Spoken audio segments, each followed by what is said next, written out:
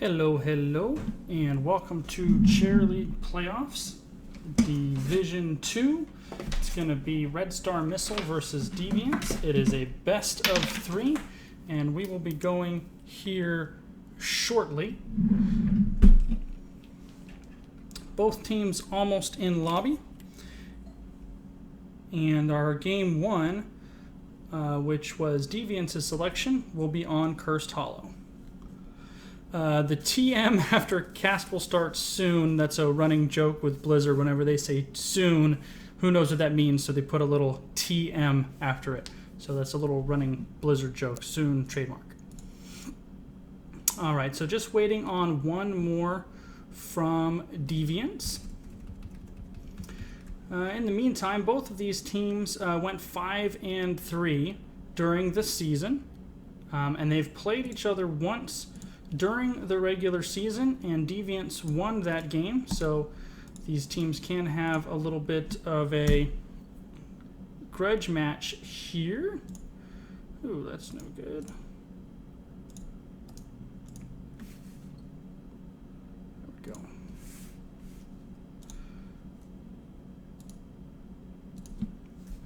So looks like we're having some people getting into the lobby issues. So just waiting for everybody else.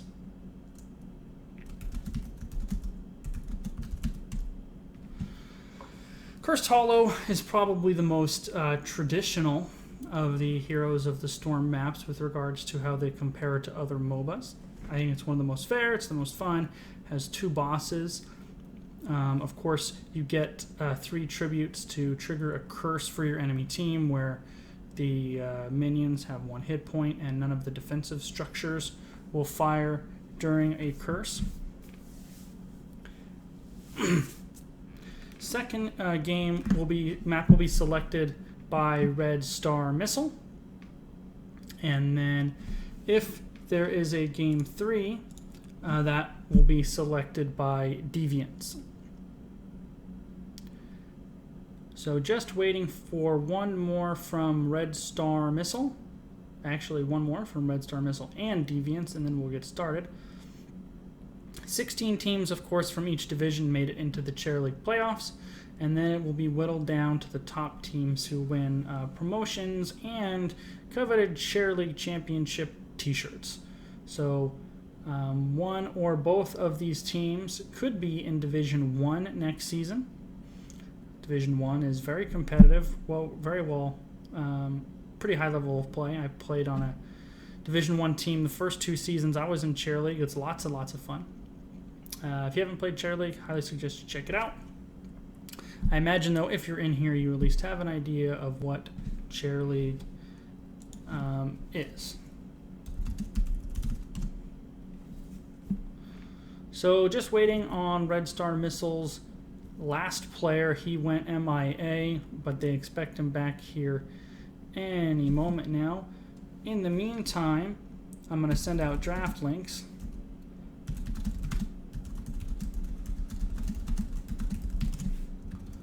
So at least we can kind of get this show on the road.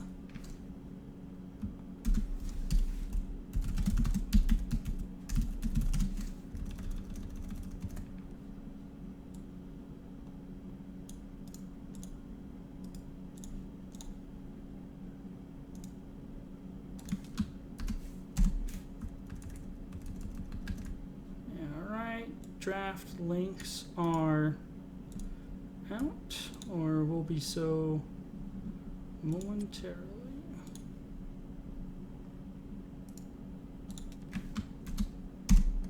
All right, now we have 5 members on each team. We have draft links out, and we should be getting this show on the road. Normally I don't solo cast. My buddy Mitchell duos with me, but Wednesdays he cannot do it. And so I know Chair League is a little bit short on casters this week because, of course, BlizzCon is coming up. And I live really close to BlizzCon. I'm really bummed I can't go this year, but I'll be actually going out of town, of course, right as BlizzCon starts.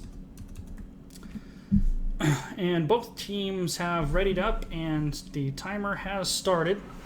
Red Star Missile has first pick, first ban, and I hope they realize draft has started.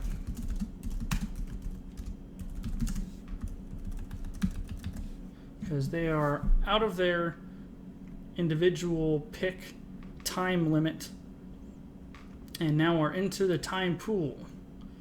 So 50 seconds left for Red Star Missile to make their first ban.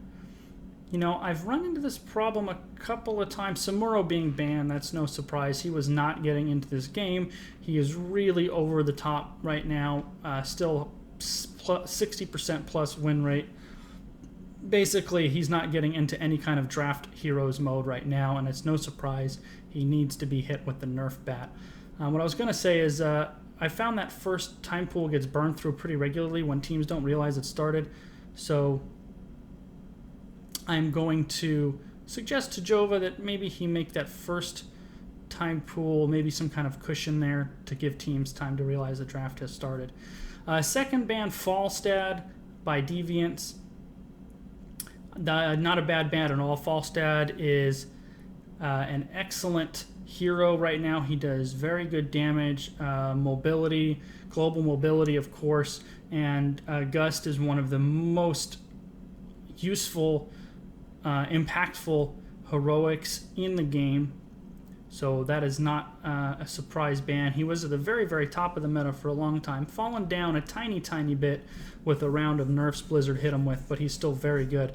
First pick, Zagara by Red Star Missile. That's a little bit surprising. He's fallen out of the meta after she's fallen out of the meta after being at the top for so long, but she's still really good. Probably the best lane bully in the game. You can choose either the Global of Nidus network or the team fight impactful Maw, which sets up so many wombo combos.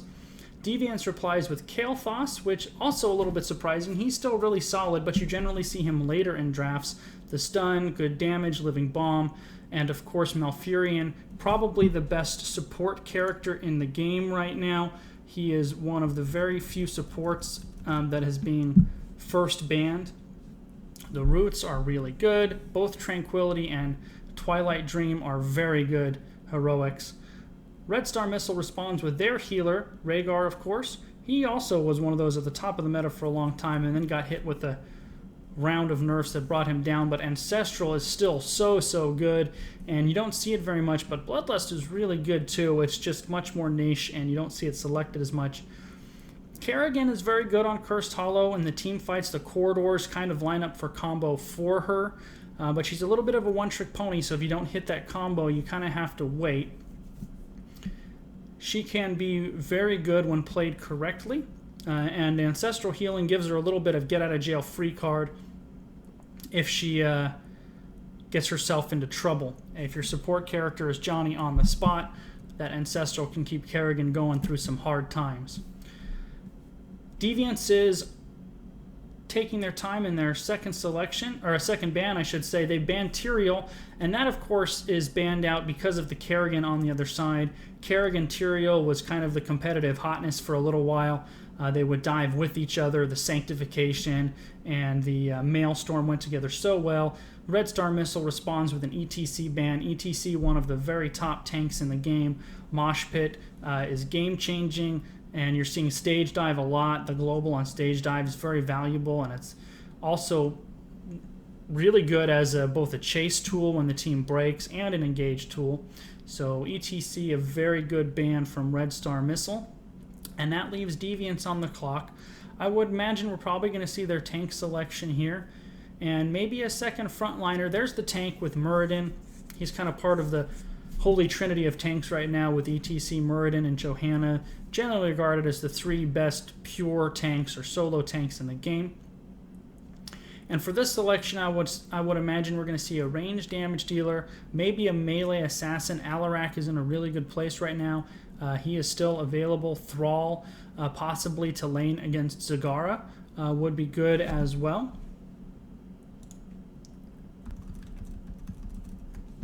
They're really taking their time on this one. About 30 seconds left in their team pool. They've already burned through this pick's time slot. Vala is still available. She's very good. Lunara has excellent poke damage. I mean, there's really so many characters right now in Heroes who are viable. Without knowing specifics on each team, it's hard to pinpoint who they'll select. And Thrall, as I suggested, and that I believe is not only to give Muradin help on the front line, but also as a response to Zagara. You will very frequently find Zagara and Thrall paired against each other in the early lane. Johanna selected as the tank for Red Star Missile. And their last pick here, I would imagine a ranged DPS would be my guess. Johanna and Kerrigan, they don't seem like they would go together, but my team has used them with pretty good success. You just have to be a little bit creative on how you engage, because Kerrigan doesn't usually follow up on Johanna. It's Johanna is following up on Kerrigan. So you just got to make sure those two players are on the same page. Although they don't seem like they would go together because Kerrigan is so mobile and Johanna is so not mobile, they actually pair nicely if the two players have synergy with one another and are on the same page. Last pick here for Red Star Missile, really taking their time. Li Ming is still on the board. I wouldn't be surprised to see a Li Ming pick here. With the narrow corridors and Cursed Hollow, you can really land those orbs. And Vala. Vala's in a really good spot right now, too. She's pretty squishy, so you've got to be careful. And there's definitely a fine line between being too aggressive with Vala and not being aggressive enough, because she can't stay all the way in the back line. She kind of has to stay, I don't know, in the midline, if you will, just behind the front line. And that can be dangerous territory if her tanks aren't with her. If she's not Johnny on the spot with her dodges. And we have a Lost Viking selection. That's a really nice pick, last pick, and kind of a surprise pocket pick. Vikings, of course, will be split soaking, and that the long game really favors them. It helps get an early advantage in the experience and level department. And that's definitely, I would think, a little bit of a surprise pick from Deviants.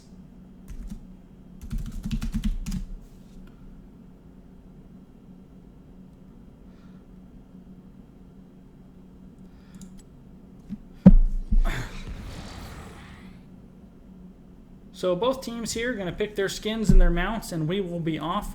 Yeah, the Vikings pick, especially if you can do it last pick on Cursed Hollow, very good, very good. That puts a lot of pressure on Red Star Missile, and Zagara in particular. If Zagara goes Nidus Network, she's her kind of best bet to counter that split soaking that the Vikings do, and also to counteract the experience and push the lanes out as well. So Zagara is going to be their best tool for that. Well, people in the chat here seem to know that Deviants loves themselves some Vikings. So maybe not a surprise pick at all if they did their homework. The tools are definitely out there to do your homework on your opponent, both with past Chair League games. A lot of them are casted, so you could go back and watch previous Chair League games.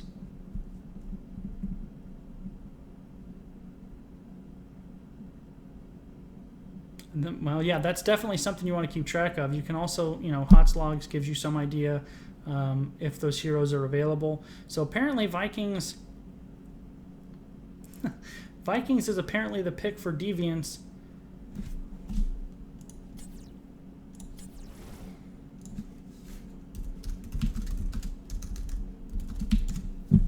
We're having some technical difficulties. One of our guys bugged out on the reconnect, so we got to get him back in here.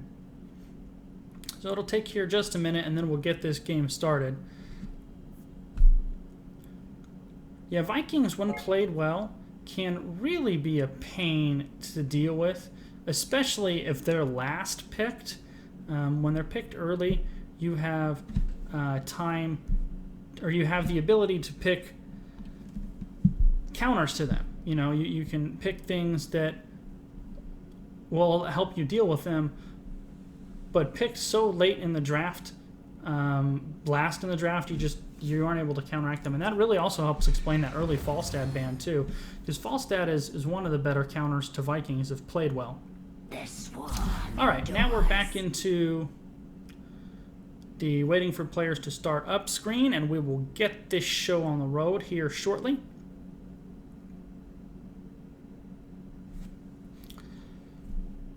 I expect this to be a pretty good series. Both of these teams finished with identical records. They did play once, though, earlier this season, and Deviants won that game, so we'll see how this goes. That game wasn't casted, so it's no recordings of it. The game exists only in the memories of the players and in their replay files, of course. 10 out of 10 ready, and we are on the way. Let's go ahead and switch to here.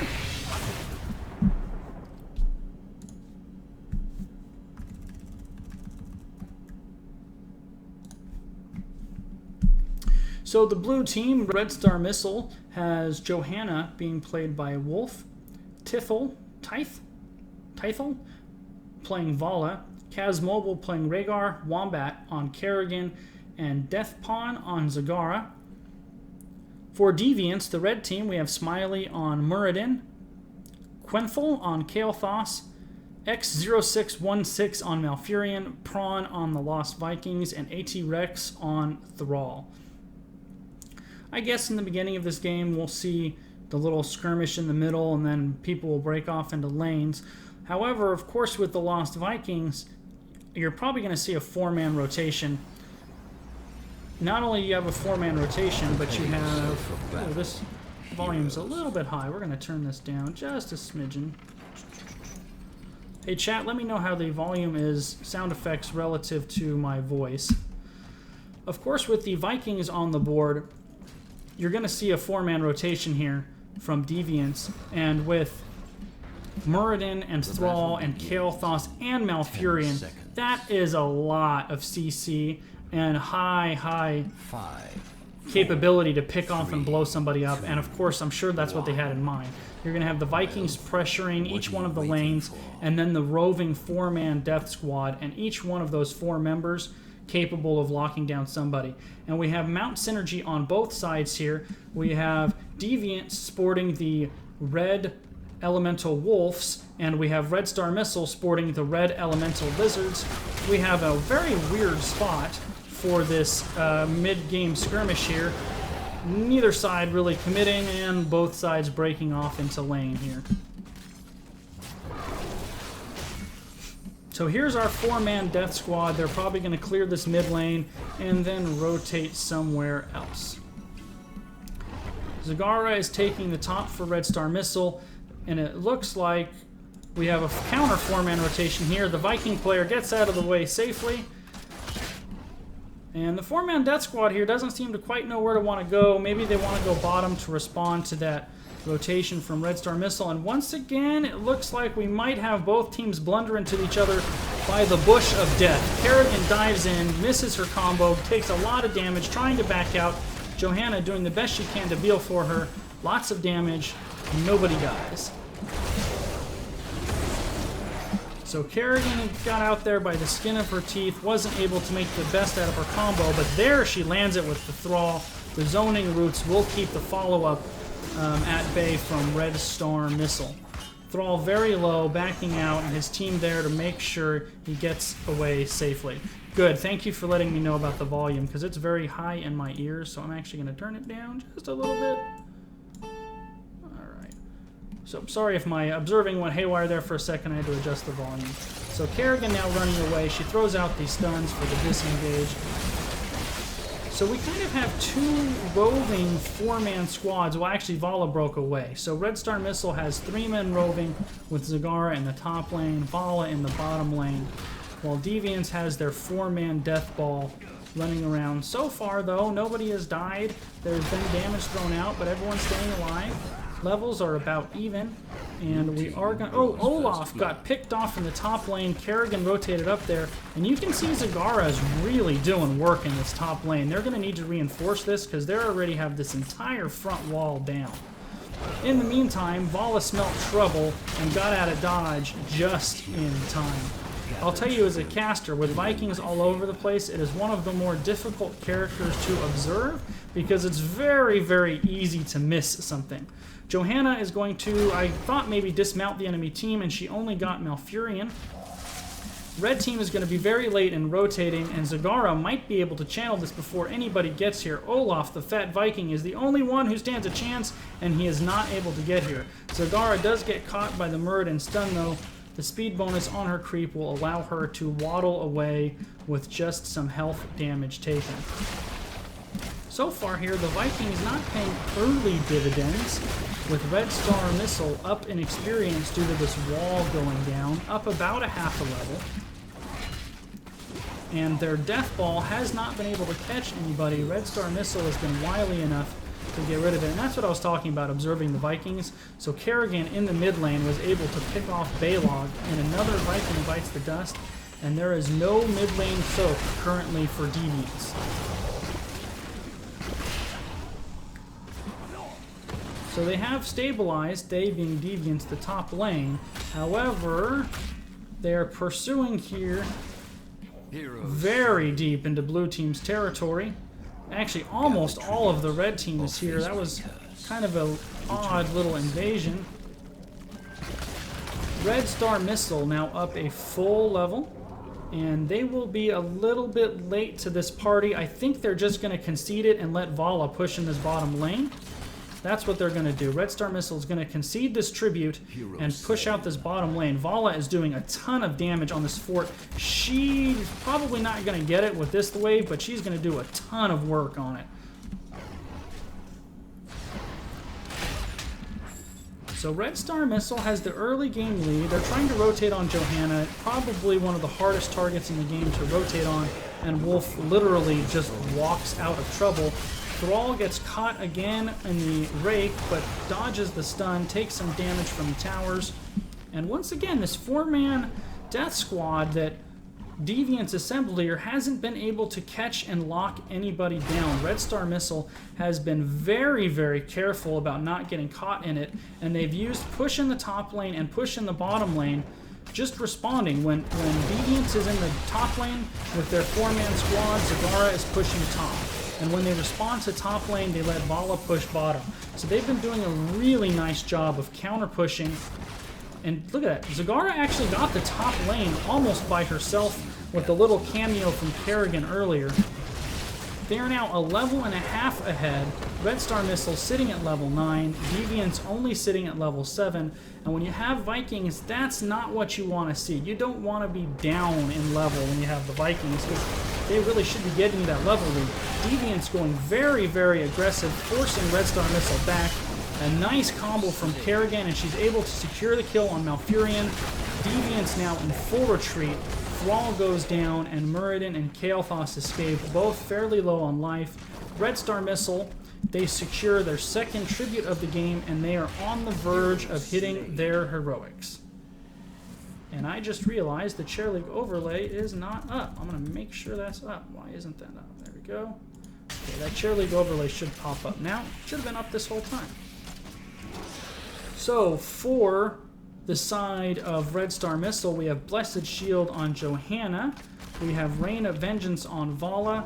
Rhaegar has yet to select his ancestral, or his ultimate. You can see what I think he's going to pick. Maelstrom on Kerrigan, and Nidus Network on Zagara. Deviants is almost going to have to concede the next tribute because of their level differential, and that's really going to put Red Star Missile in the driver's seat. They have fallen on the back foot, and it's going to take them a little bit to catch up. They really need to get picks here, because as this level lead grows, it'll get much more difficult to wrest control of this game with the Vikings. Oh, there's a Rain of Vengeance, followed up by the Blessed Shield, and Vala and Johanna pick Malfurion with basically just the two of them. And that's a big deal. That's going to be right as the tribute spawns, and it spawns basically where the entire Red Star Missile team is. They take out the bottom fort for good measure, and Deviants really has to concede this tribute. They can't come down here and contest. I would really like to see them just soak. However, they do have their 10s. Rhaegar does go Ancestral, healing. Muradin very low on life. He pops his avatar, which he selected. We have Sundering from Thrall, Phoenix from Kael'thas, Tranquility from Malfurion, and Play It Again on the Lost Vikings. So first tribute goes to the side of Red Star Missile, and they celebrate by immediately picking off Eric in the center lane. You have 2 Vikings in the top, and it looks like Red Star Missile is going to try to push out 2 lanes. That's what I like to see. You really don't want to put all your eggs in just one lane. You want to get as much soak as possible the first curse and really push that level lead. Johanna goes in very deep. She doesn't have a lot of mana. There goes Kerrigan. She lands the combo on Malfurion, who uses Tranquility to get away, but in the meantime, Vala fell to Kael'thas in the early part of that battle, and now Red Star Missile is going to have to retreat. Johanna very low, Ancestral Healing will save her, but that Living Bomb really did a lot of work there. Kael'thas may have overextended. Kerrigan just wanted to let him know that she was there. A good fighting retreat from the side of Red Star Missile, and now they're going to have to regroup. That Vala death definitely hurt them because it's going to basically negate the second half of that curse. They're not going to be able to take full advantage of it. And Deviants with the Viking Soak has caught up in level a little bit. They used to be about a level and a half down. Now they're only down about a level. And the Vikings are scattered throughout the map, getting the Soak and picking up Mercs. Johanna blunders into the Death Squad, but that's not going to bother her. Blessed Shield initiates, followed up by the Kerrigan Scud. Kael'thas goes down very, very quickly. The cleanse on Muradin, combined with the Avatar, will probably be enough to get him away, and it is. However, Deviants is going to have to retreat. The Blessed Shield initiation and the follow-up from Kerrigan, very well executed by Red Star Missile, and they are in the driver's seat right now and posturing toward their boss. So it's going to be interesting to see if Deviant sniffs this out and responds by getting a boss of their own, or if Red Star Missile is going to get a double boss out of this. Deviants is just now starting to posture towards their own boss. No, they're not. Red Star Missile got that uncontested with no response from Deviants.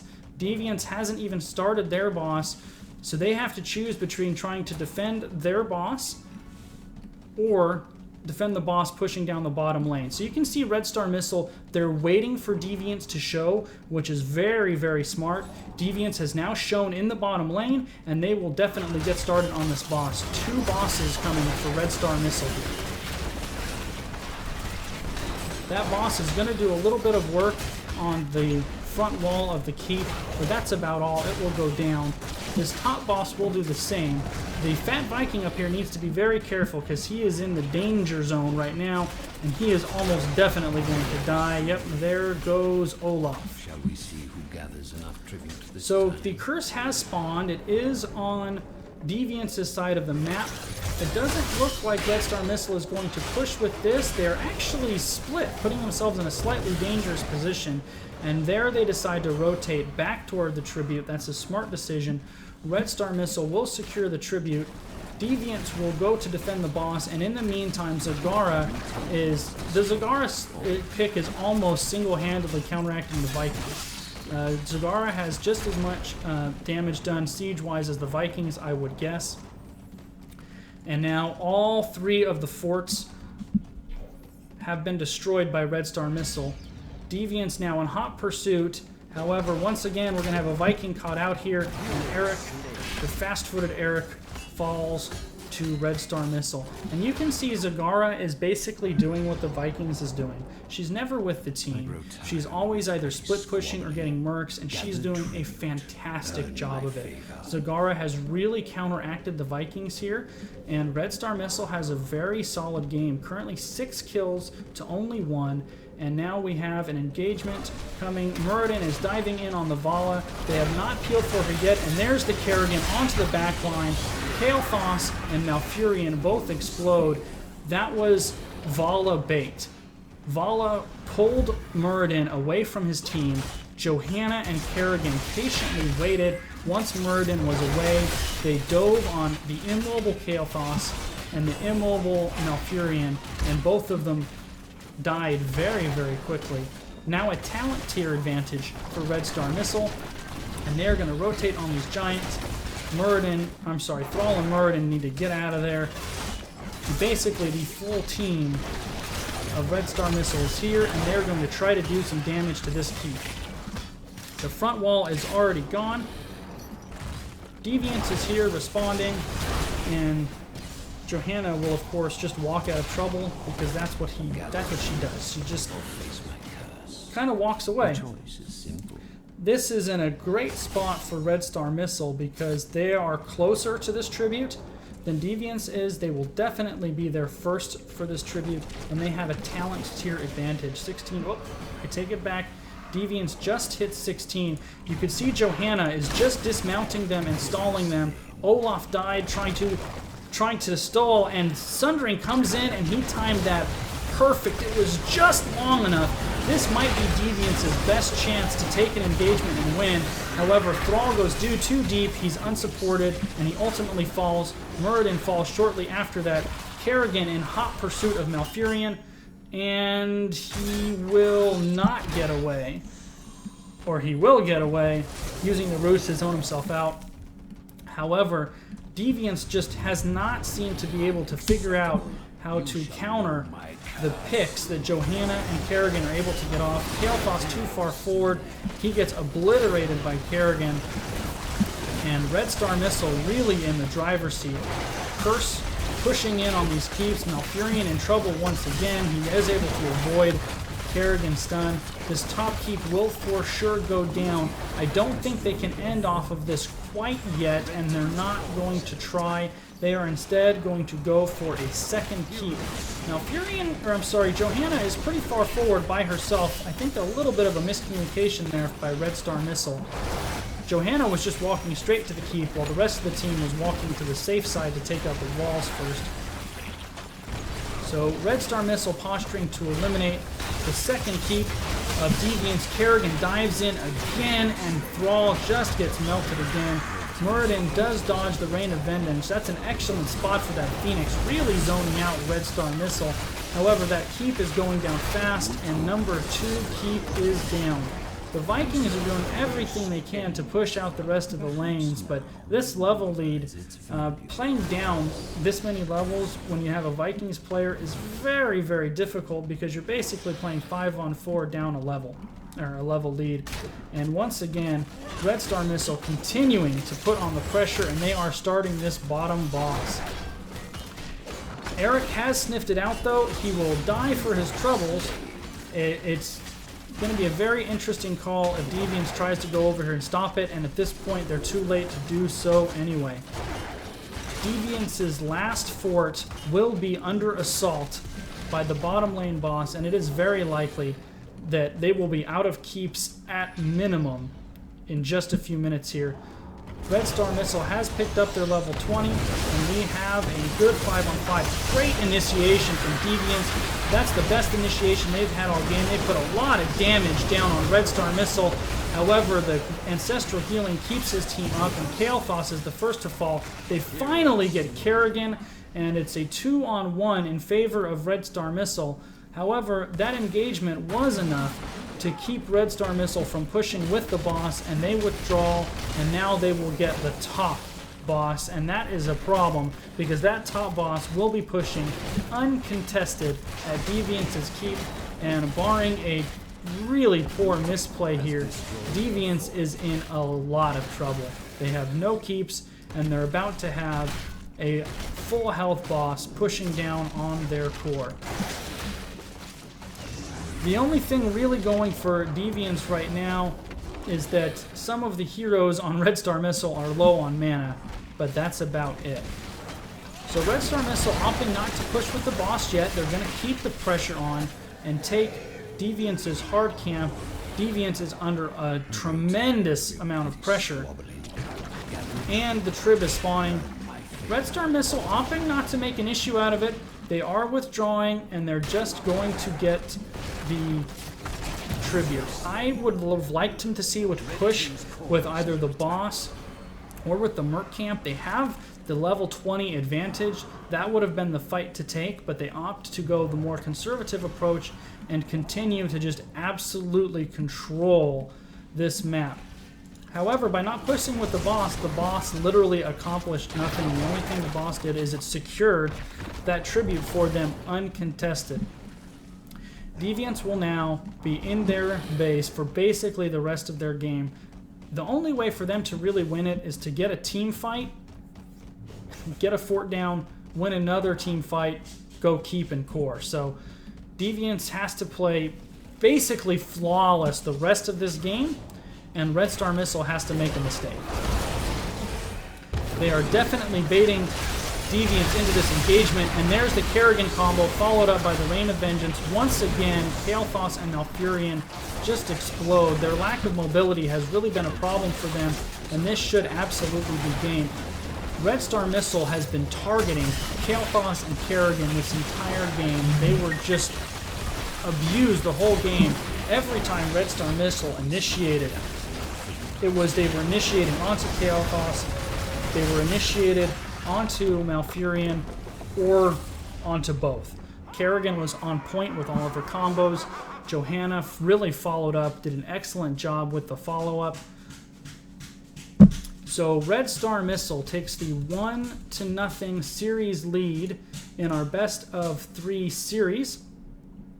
And now we go to game 2, and it will be Red Star Missile's selection of map. So let's find out where they want to go.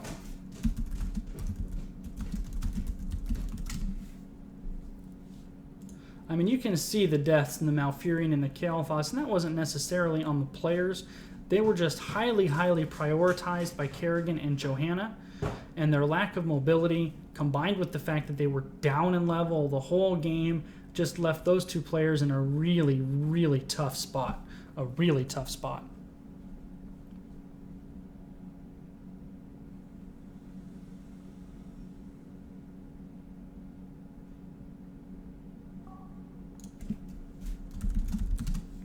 So the Vikings weren't able to do their thing, and you can see Zagara. I mean, the experience is there for Vikings, but Zagara did such a great job of negating a lot of that with her pressure on the map and with her soaking as well. So they have chosen Towers of Doom. So Towers of Doom will be our second map. So we're going to get that game going right now. Towers of Doom, when it first came out, was one of my least favorite maps. Now it is one of my very favorite maps. It's a lot of fun. It's also the map that is least snowbally and probably most conducive to comebacks. So anything can happen on Towers of Doom.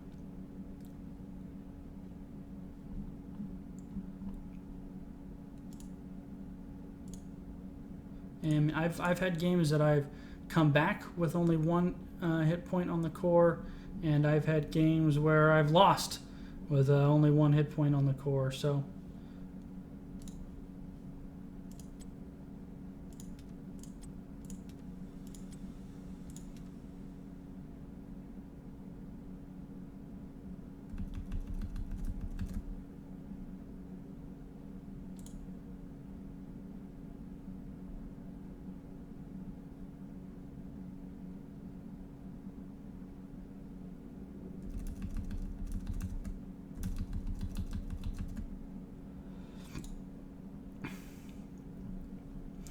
all right, so I will be sending out the draft links momentarily.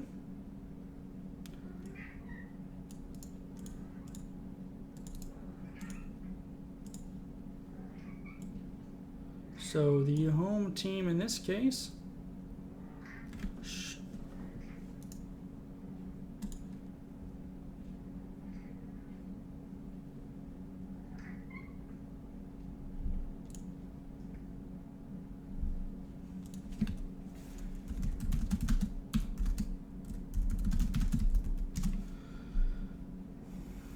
All right, so we're just waiting for, once again, the teams to populate the lobby.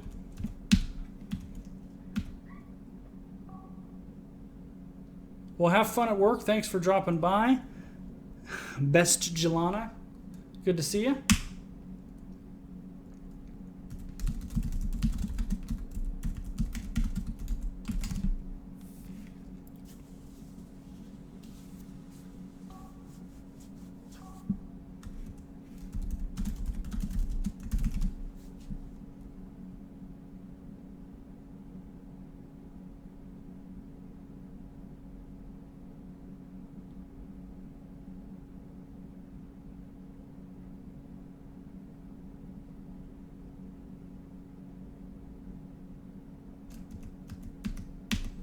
Sorry about the silence. We're figuring out where guys belong.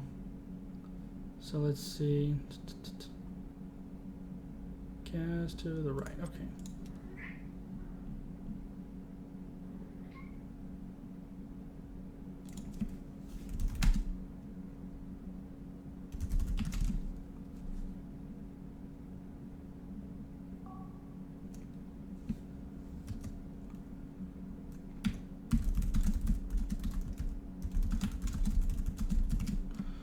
All right, so we're just waiting for the rest of one of our teams to be here.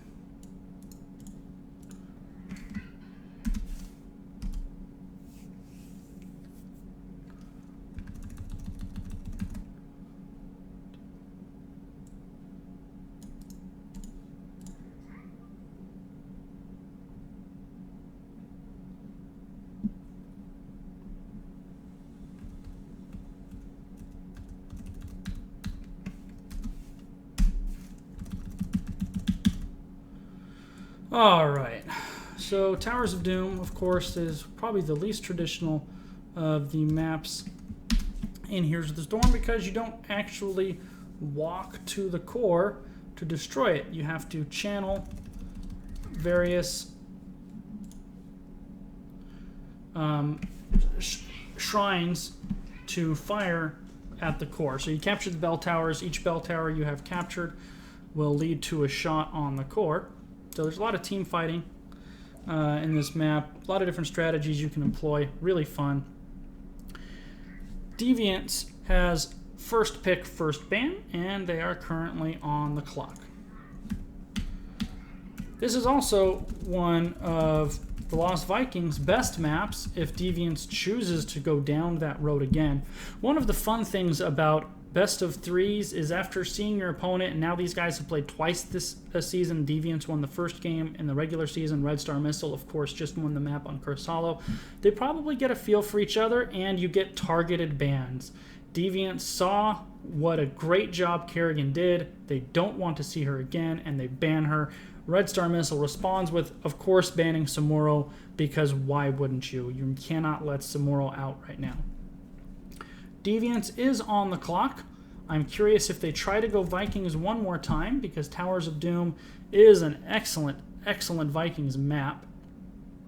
Didn't work out for them so well last time, but the dynamics of Cursed Hollow are completely different than the dynamics of Towers of Doom, and Zagara won't be able to counter the Vikings in quite the same way that she did on Cursed Hollow. Deviants opting for Sylvanas, first pick. She is really underrated on this map, I think. If you can get pressure on the towers and take them, that puts a lot of pressure on the enemy team. And of course, the more towers that you control, the more shots you get on core for each bell tower that you channel. Red Star Missile now gets 2 selections.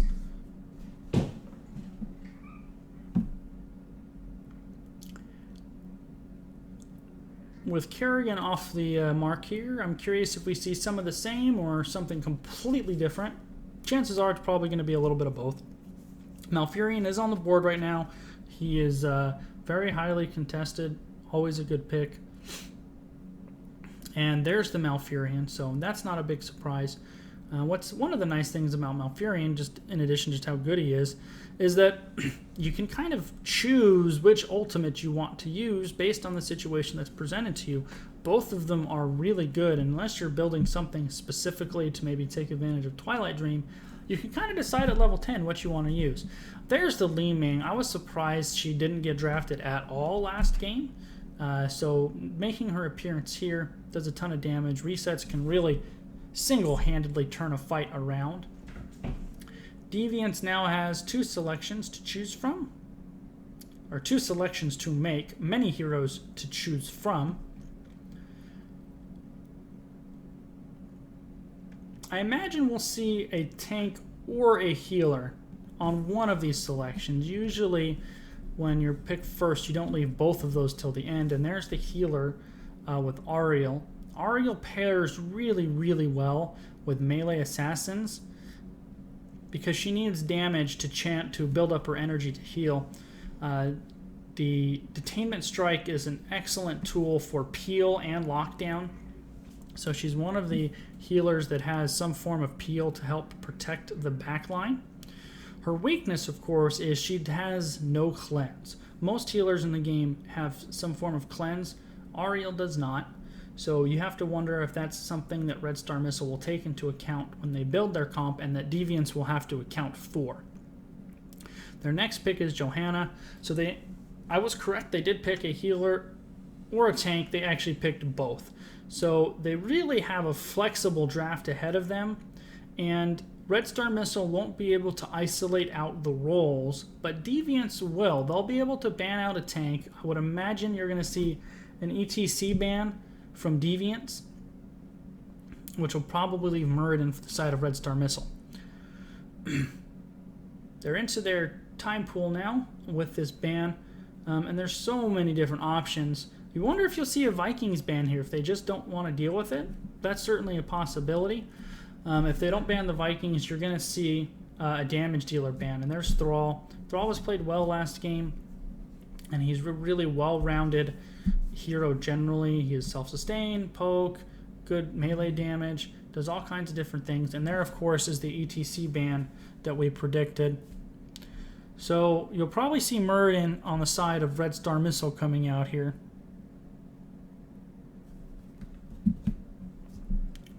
Two selections coming from Red Star Missile. I imagine one of them is going to be their tank. I don't think they'll leave it to last. If they pick their tank here and then another damage dealer, that will allow them their last pick to kind of be a flex pick to possibly respond to some of Deviants' late draft selections. Deviants is leaving themselves in a position to draft Vikings if they want to, because they have a pretty complete comp. And there's Alarak from Red Star Missile. He's probably the top melee assassin in the pro scene right now. He's really, really tough to deal with, and a well-played Alarak can absolutely dominate a game. And there, of course, is Muradin. So Red Star Missile did what I suggested. They drafted their tank, and now their last pick can really be almost anything.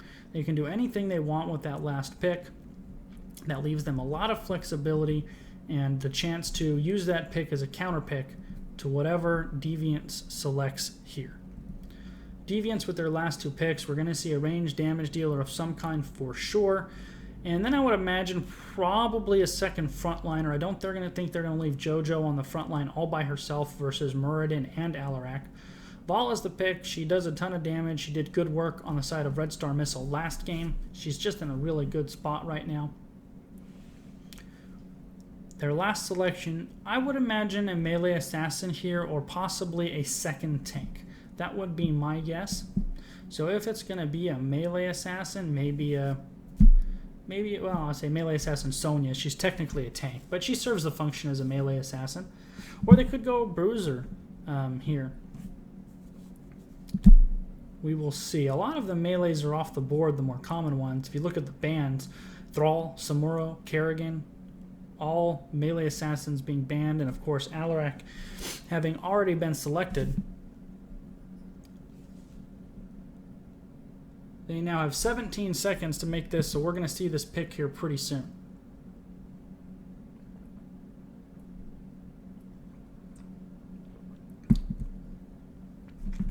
Five seconds for Deviants. Let's see what they pick. Really taking it down to the wire. And they go with Zarya. So they did go with another tank. Zarya is a good selection here. I really like her. She's tricky to play because you have to find that really fine line between staying in and doing damage. You can't really stutter step with her effectively. So there's a fine line between staying in there and powering up your shields. And when her shields are powered up, she does a ton of damage. She does a lot of damage. But she can be really tricky to play. When played well, though, Zarya is very good. And how you respond to Zarya is you have to really be disciplined with your damage dealers. When her shields go up, you cannot attack them. Because if you don't power up her shields, Zarya doesn't do any damage. So you have an interesting game of chess. Zarya is trying to put her shields out. And with Li Ming, actually, if you're really good with it, you can time the shields to catch Li Ming's orbs, right? So Li Ming throws out her combo, and there's travel time on them. So you put out the shields on Li Ming's target, and that's how you power up your shields for Zarya. Last pick by Red Star Missile, and it's Raynor. I wonder if that was actually their pick, because it really came down to the wire. Let's find out.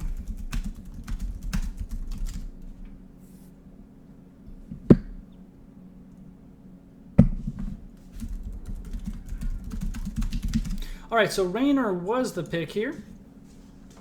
And here we have game 2. If Red Star Missile wins game 2, they will, of course, advance to the next round of the Division 2 playoffs. And if Deviants wins game 2, they will force a decisive game 3.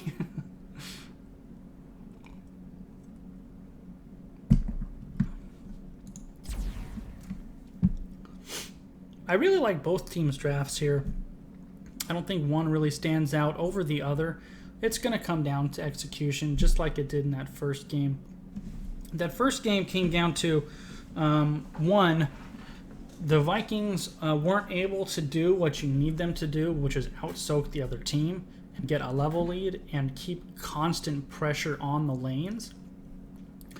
Zagara was able to counter a lot of that, and they weren't able to get picks with their 4-man rotation. Actually, Red Star Missile was the one getting picks.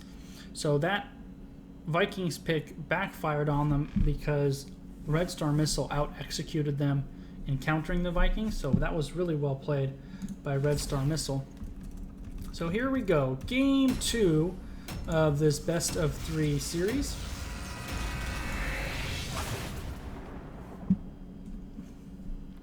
And now we have the blue team. This time is Deviants.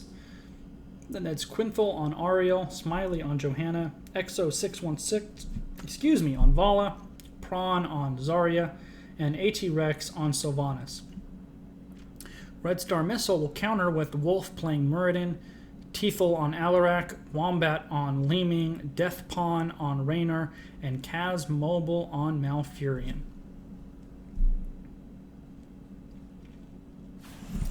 Really looking forward to this map. So these teams have played twice and they've split this season so far, and this map is really, really fun. Towers of Doom is a lot of fun to cast. Plus, I don't have to keep track of the Vikings. That's nice. So I imagine we're going to get the little 5-on-5 skirmish here in the mid lane. Both teams have the capability of doing that. The battle begins in 10 seconds. 5, 4, 3, 2, 1. And we're Let off. the battle begin. So Raynor breaks away straight away, as do Sylvanas and Ariel. So we're not going to have a 5-on-5 skirmish. It looks like we're going to have a 3-on-3, see if the other guy is there skirmish, because neither team wants to hard commit. Sometimes you see the Sylvanas cheese when she's on a map. You're certainly not seeing it now. So we have Li Ming by herself in the top lane, Raynor trying to hold off both Sylvanas and Ariel in the bottom lane. Very early on Towers of Doom games, you'll tend to have a lot of nothing going on as both teams just soak. And I think that's what we're going to see here. They'll push each other back, there'll be a little push, a little pull, a little tug of war, and then when this shrine pops, both teams will be basically at the same spot, unless, of course, somebody gets a pick. Somebody manages to get a pick, then, of course, it changes. Vala, with this little 2-on-2 here in the middle, Vala needs to be a little bit careful because Alarak can use his telekinesis and the silence to pull her in and pull her in right into a mouth root. Looks like we're going to have some action here in the bottom lane, so blue team with the healer down here, red team hasn't had one, and you can't tell. Blue has definitely gotten the better of this exchange, and now they have 3 people against 2. There's going to be a lot of pressure on this bottom lane, especially with Sylvanas here. Red team does send reinforcements. Now with their healer here, this will even this out.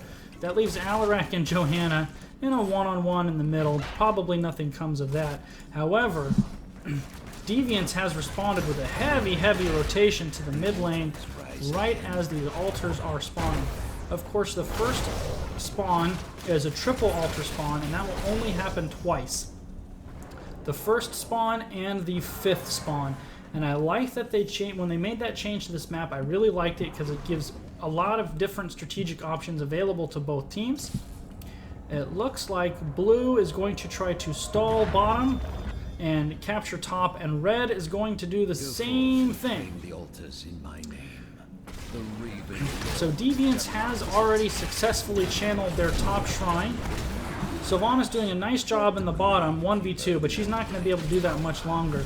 In the meantime, Red Star Missile is able to channel the altar from right under the nose of Deviants, and they live to tell the tale.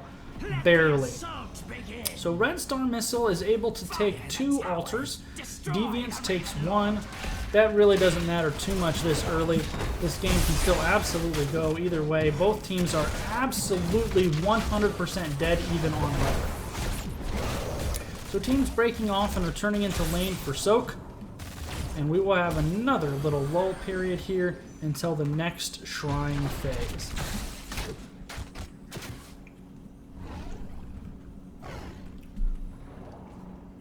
Blue team draws. Oh, Li Ming was picked off in the bottom lane, I believe. Ariel and Sylv seem to have a good thing going here. They were able to capture the bottom sappers here. And this Sylvanas with Mercenary Queen, by the way, and the Mercs. This will do a ton of damage to these walls. You can really see, and they're trying to get pressure on the backside. They're going to steal. Nope, they're not. They're just going to go do it the old-fashioned way and fire arrows. Sylvanas with the Mercs on this camp, the Suicide Bomber Mercs, she does so much damage, and you can see evidence of that in what's left of Red Team's wall. Zarya, however, gets caught out by Alarak and Malfurion. That is 2 picks I've missed now. Action all over the place on this map. Both teams still absolutely dead even in experience. And we will have some good fighting, I'm sure, as we have a double altar spawn. Both teams will be arriving pretty close to the same time. I think Red Star Missile will actually get here first. And it looks like they're in prime position to channel the bottom shrine, while Deviants is in a much better position to channel the top. So you wonder if they're going to trade. No, Deviants is not wanting to trade. They are pushing hard. Malfurion down to 31 hit points before he finally gets away. Now Muradin is very, very deep. Malfurion low on life again. This battle is definitely all over the place. Deviants is in a little bit better spot right now. Their health bars look a little bit healthier. However, in the middle of all of that, Red Star Missile was able to snake the top shrine, and they've captured yet another one. It looks like they are conceding the bottom altar, though. Raynor, Muradin, Malfurion, all extremely low, and they are withdrawing. Wolf, though, looks like he's trying to go back in again. He does, and gets pulled back in on the Condemned despite the Dwarf Toss. So the 2 teams split there, and look at that experience. Once again, they are absolutely dead even. This is a really close game. Only one altar spawn or channel has separated these teams. A very aggressive call from Red Star Missile. No, they are just baiting it. Both teams even in kills, both teams even in level. And Wolf is now starting the pumpkins here, and we are going to have a battle. A Containment Strike into the wall. Muradin, not exactly the target you want for that. Deviants is trying to finish off the Merc camp, and they almost certainly will. Red Star Missile, you can see the retreat pings coming out. That was probably the way to go. Once again, though, Sylv is going to stay with the Mercs, as she should. They really want to make use of that Merc Queen talent that makes the mercenaries 50% stronger. So Muradin and Alarak need to clean up these Mercs. Otherwise, they are going to do a ton of damage to this bottom wall. And you can see they're going aggressively in on them. Haven't been able to do it with Ariel and Sylvanas putting them back. Alarak is very low. Now we have Vala coming in to reinforce, and the Mercs are going to go in. Muradin and Alarak have to retreat. They're going all the way back. Li Ming is trying to poke from a distance.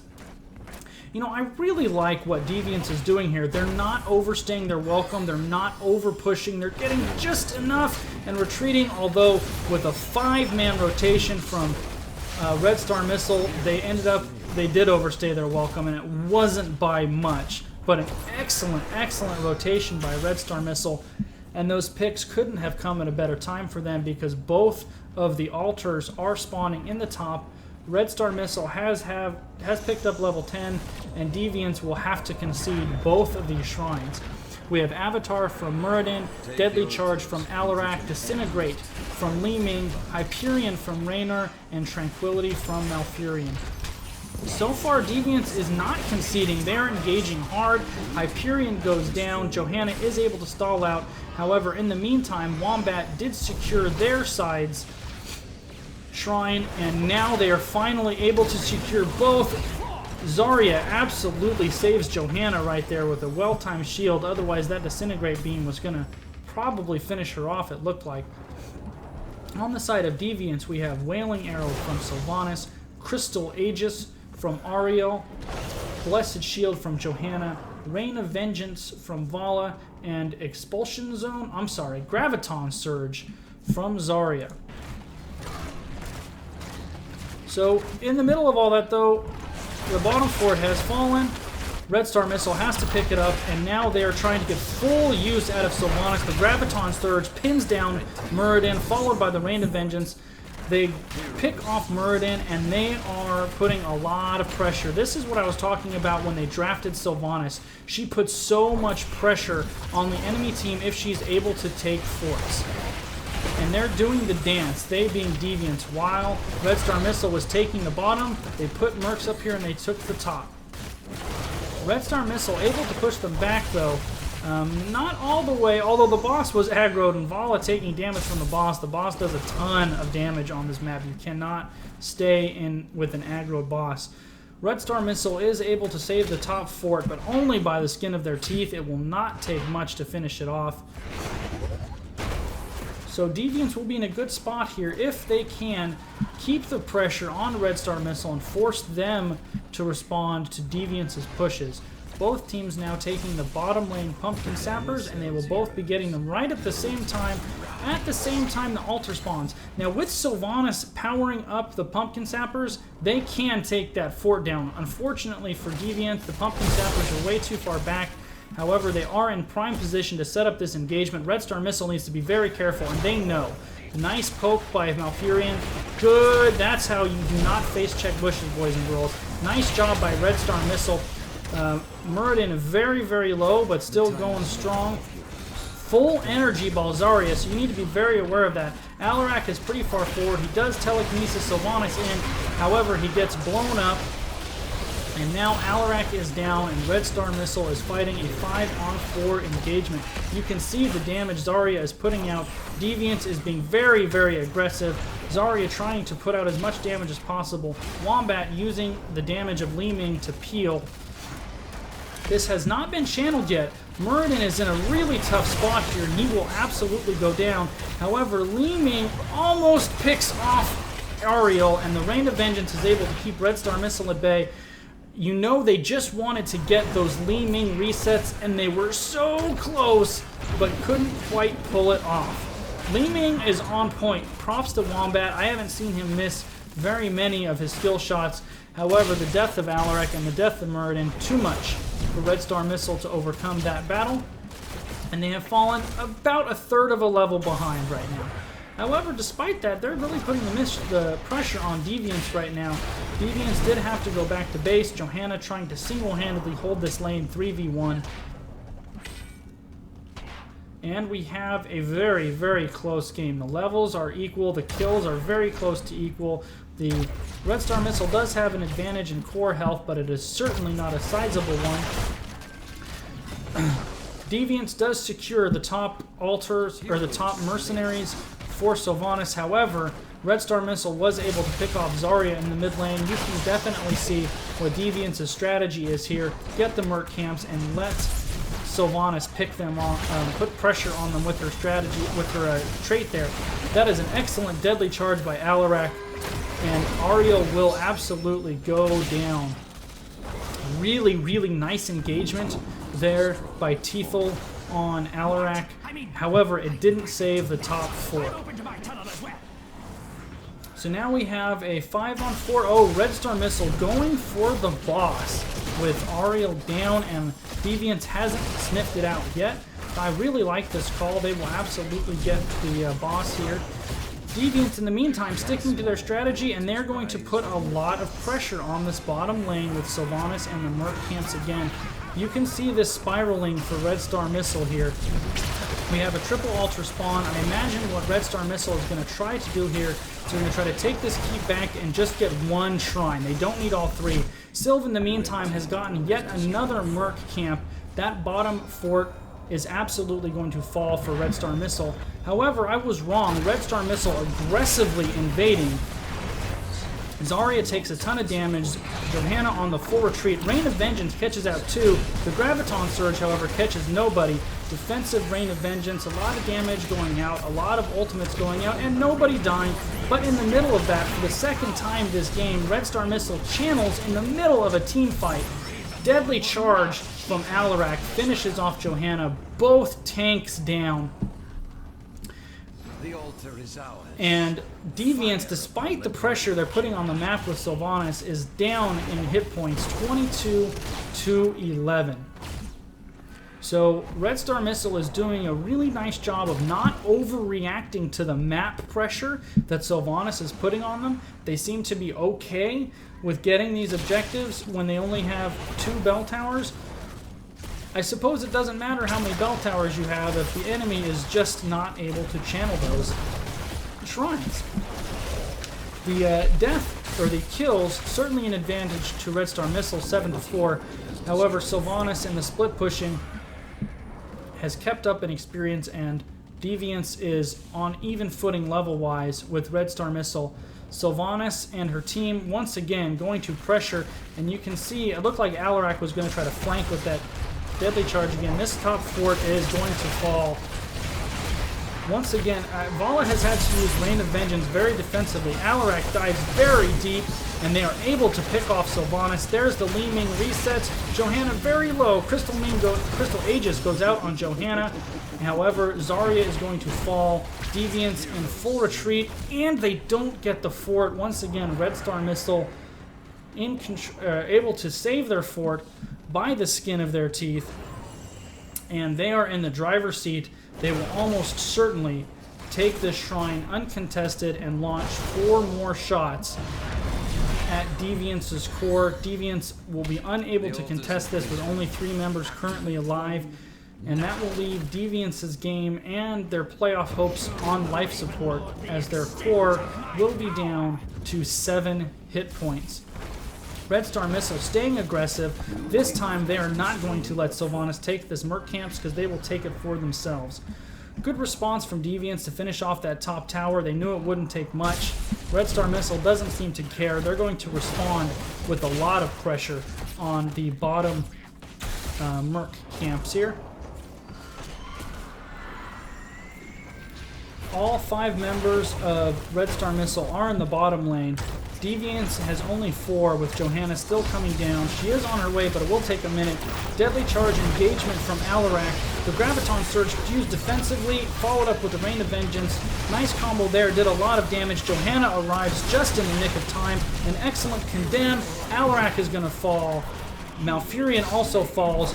Raynor is going to go down as well. A ton of shields out. Muradin will also fall, and that is absolutely the break that Deviants needed. Li Ming is the only one left alive. She is doing a lot of damage, but she's not going to be able to do much of anything wrong for good timing. That's exactly what I was talking about. Prawn is timing the shields on Zarya to catch Li Ming's orbs. She did it there really nicely. Wombat is being uber aggressive, and his team is pinging retreat, and he may have overstayed his welcome. 7 hit points! Wombat gets away with 7 hit points and saves what would have been an absolutely critical error, because he would have died right as his whole team was coming up. Deviants keeping the pressure on. They're going to take a second keep here. Red Star Missile is going to try to take the top one. It's not going to be in time, though. All 6 of these keeps will be on the side of Deviants, and they are going to start getting core shots I want to see them channel both of these bottom keeps here. Altars here, and they should. That will net them 14 shots on the core and will leave this game dead even. That team fight that Deviants took was absolutely critical, and now we have 8 hit points left for Red Star Missile, 7 hit points left for Deviants. Both teams pretty much on equal footing regarding levels. It looks like Deviants is posturing to retake this top keep. However, Red Star Missile is having none of that. Li Ming in a flanking position here. She needs to be careful not to get caught. She misses. That's the first time I've really seen Wombat miss this game, and now he is in a lot of trouble. Li Ming goes down very early from an aggressive flanking position. Both Malfurion and Muradin forced to use their ultimates just to stay alive. They're still alive, but fighting back. Good recovery from Red Star Missile, because that Li Ming death could have been an absolute game changer. They're still staying alive. They're still defending. However, Wolf is getting very low, and even Muradin isn't going to be able to stay alive through all that damage. Red Star Missile fighting tooth and nail to keep the top keep alive, and they have succeeded. Deviants looks to be posturing around the boss, but they are not taking it. Red Star Missile still able to skirmish via 4. That was really well executed by them in order to stay in the fight, stay in the skirmish, despite the fact that they were missing their primary damage dealer.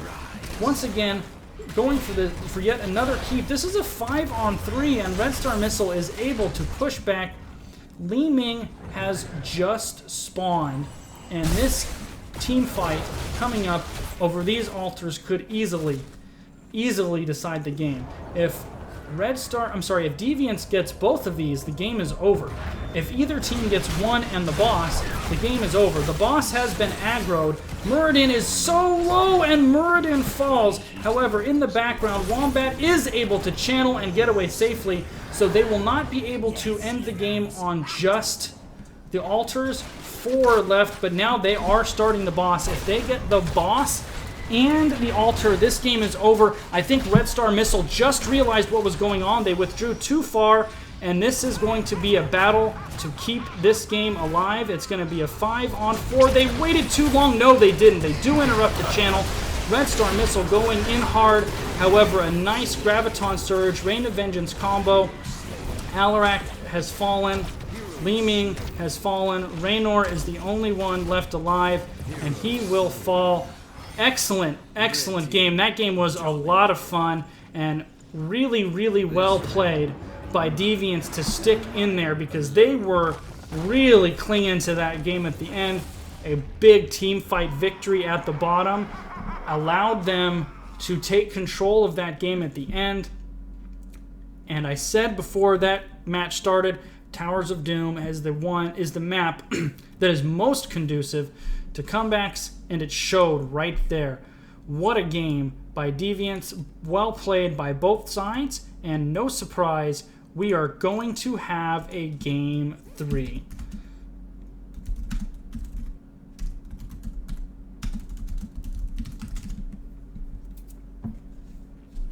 So waiting for Deviants' choice of map.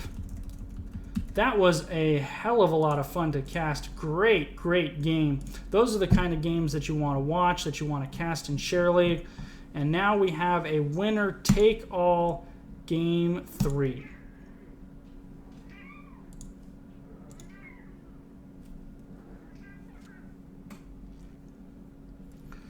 I mean, Deviants, that game was really low. Really on their back foot.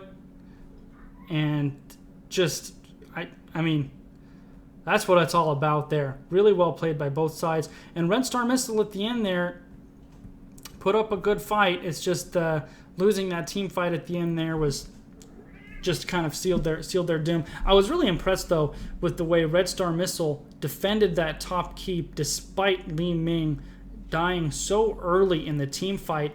They really fought really well, despite the fact that they were 5-on-4.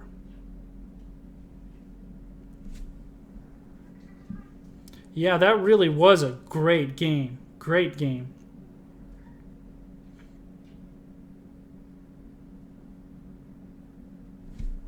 So we're just waiting to hear from Deviants right now. I imagine they're talking it out amongst themselves and recovering from that's not a word. Recovering from a really intense game 2 that we just had there.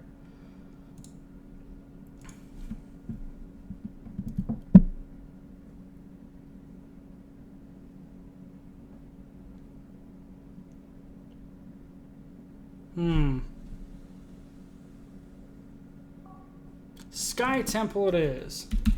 So game 3, the winner take all game, will be on Sky Temple.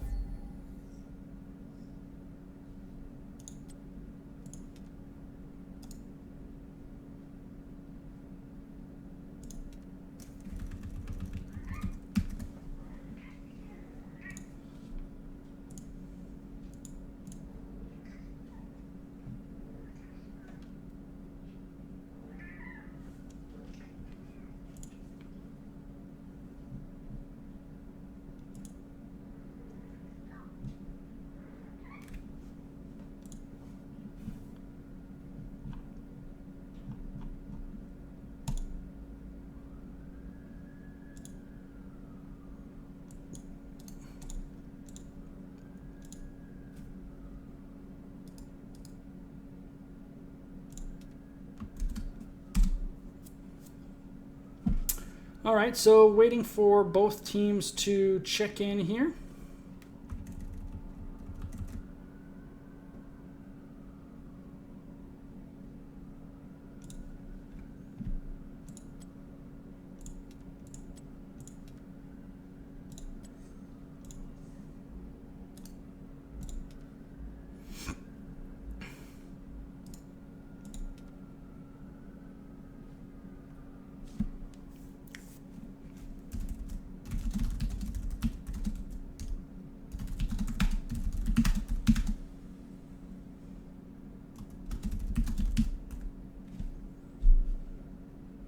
So both teams slowly checking in here. Still waiting for the rest of the Deviants to get in here.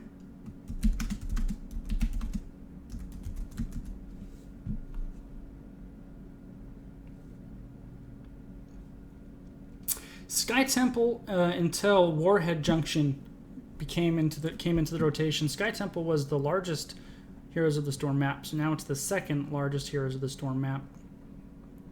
So of course, heroes that can get around are highly prioritized, those with the global abilities and global presence. And of course, split pushing is an effective strategy because the map is so big. There is the best throw pit of a boss is probably on this map. You see more games thrown with boss calls on this map than probably any other map. And the objective of the map is, of course, standing on the temples to fire laser beams at your team's structures. And I anticipate us being in for one hell of a game 3, because that game 2 was a lot of fun. It looked like about 2/3 of the way through that game, it really looked like Red Star Missile was just going to take control of that game. They were in control of that game. But Deviants made a ferocious comeback, won a couple of huge team fights at the end to pull out an unlikely victory, to be honest, but really well executed by both sides. And it wasn't like Red Star Missile made a bunch of mistakes to give it away. They did overstay their welcome on the bottom team fight, giving the opportunity to Deviants. But at the end, Deviants just was able to take some late game team fights, some hard-fought team fights at the end of the game, and pull out a victory with only 4 hit points left on their core, I believe. So,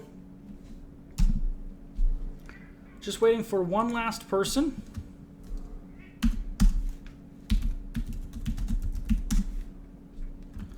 And I'm sending out draft links right now. Home team, Red Star Missile.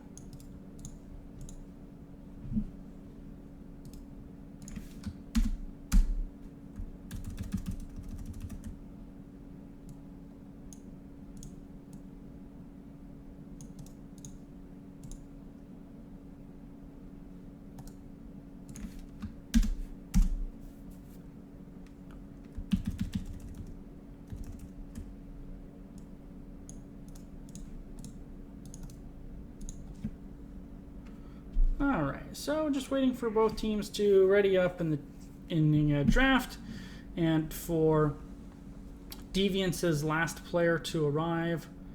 He popped in here for a second. I wonder if he's having connectivity issues. Those have been plaguing us a little bit tonight, and there he is. Oh, it looks like both teams have already started the draft, despite the fact that the 5th player wasn't here. So here we are in the draft. Red Star Missile has first pick, first ban. They, of course, banned Falstad. He's really good on this map. Deviants will be banning Samuro. I would be shocked if they didn't ban Samuro. He just can't be let through. He's too powerful. He's too good. You can't let him through in any kind of draft game. And there's the Samuro ban. So first pick Red Star Missile. I wouldn't be surprised to see a Zag with how well the Zag played in Game 1. However, they jump all over the Kerrigan. They have a really good Kerrigan player. She showed it in Game 1. And Red Star Missile's draft strategy clearly makes sure they get their man on Kerrigan. So anytime you pick an early hero like that, the enemy team has the opportunity to counterpick, and Deviants will have that chance now. They have 2 selections. The way drafts have been going, I would expect Malfurion to be one of them. He is always, he's very highly contested, and in this set, both teams have picked Malfurion very high in the draft. Deviants grabs Johanna. That's a little bit early for Johanna, but it's never a bad idea to get your main tank out of the way. It leaves you flexible picks later. And Brightwing for her global. Also, Brightwing's polymorph on a diving Kerrigan is very valuable. Both of those picks make sense. Red Star Missile now on the clock. I imagine we will see a tank or healer with one of these 2 picks. Maybe both. That's what happened last game when I predicted that. So maybe we see a Malf here, since he was not selected by Deviants. Both teams would have their support out of the way. They go with the Kael'thas and maybe a Malf here. Nope, they go with the Rhaegar instead, probably for the Ancestral and the Kerrigan. They showed that they liked that combination in Game 1. They liked the Rhaegar-Kerrigan combination. So Kael'thas Kerrigan have a pair of stuns to follow up on whoever is initiating. I imagine we'll see an ETC ban here from Deviants, as they already have their tank. And Kerrigan ETC pair very well together.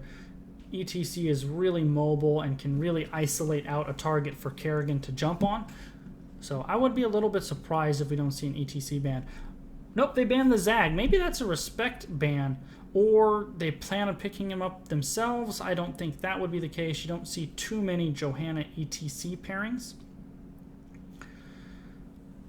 Very curious to see. I really think that Zagara ban was a respect ban from Game 1, because Red Star Missile's Zagara player was spot on and countered the Vikings. Red Star Missile responds with, they don't want to see the Vikings. So both teams having gotten to know each other a little bit, and you're seeing targeted bans now in this best of 3 set, which is always fun. I said this in the beginning of Game 2. One of the cool things about best of 3 series is in Chair League you don't see too much in the way of targeted bans, but with the best of 3 you do. So you can definitely see that playing out in these Games 2 and Game 3. Deviants on the clock. They go for Zul, who we haven't seen yet. Zul is the fastest wave clear in the game, and he is one of the few characters who can effectively soak 2 lanes by rotating. However, on Sky Temple, I think they're a little bit far to do that. It can be a little bit trickier because the map is so big. But that's the second frontliner to pair with Johanna. So Deviants has a pretty immobile frontline in the form of Zul and Johanna. Neither character offers a lot in the way of mobility. However, the Bone Prism combined with the Polymorph can be really nice lockdown. And the Bone Prism with the Leaming to stabilize her target, hold it in place, is always good. So the Rhaegar player for Red Star Missile really needs to be Johnny on the spot with his cleanses. And of course, he needs to make sure he picks cleanse at 7. We're going to see ETC. I would be very surprised if we don't see ETC from Red Star Missile. He just pairs so well with all of the heroes they've already selected. He sets up Kael'Thas's stun. He sets up Kerrigan's stun. He's an excellent tank. If they choose to go Mosh Pit, that sets up all of Kael'Thas's AoE damage. If they choose to go Stage Dive, the mobility on Sky Temple is excellent. So I would be very surprised if we don't see an ETC selection from Red Star Missile. And I'm kind of surprised he's fallen this far, to be honest. You know, ETC can really pick on Zool. If Zool gets too far forward, he has no escape mechanism. And because he's in the front line, he's prime pickings for ETC, especially if Zool's shield is down. He can be very vulnerable. Red Star Missile only has 20 seconds left on the clock. So we're going to see this selection very soon. And it is ETC, so certainly no surprise there. Now Red Star Missile has to pick their last selection.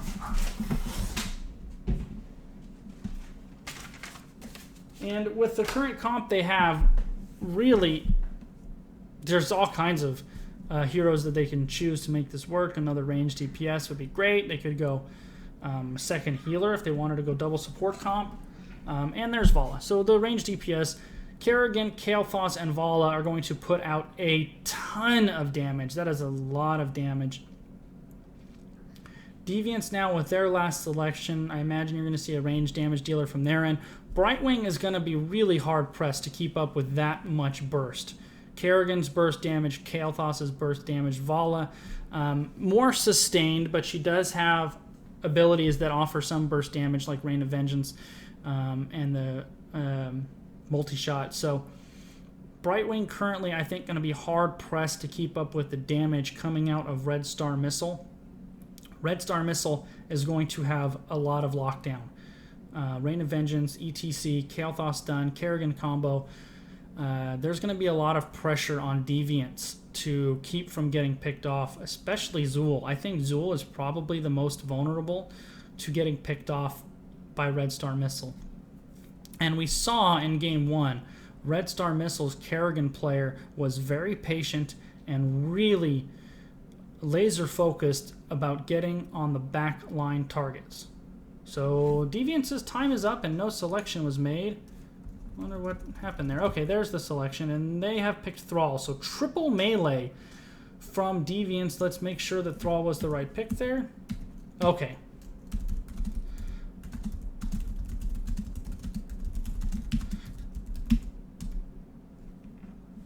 So the last pick was not Thrall. It is actually Raynor, which makes sense. I wouldn't want to go triple melee into Kael'Thas Living Bomb.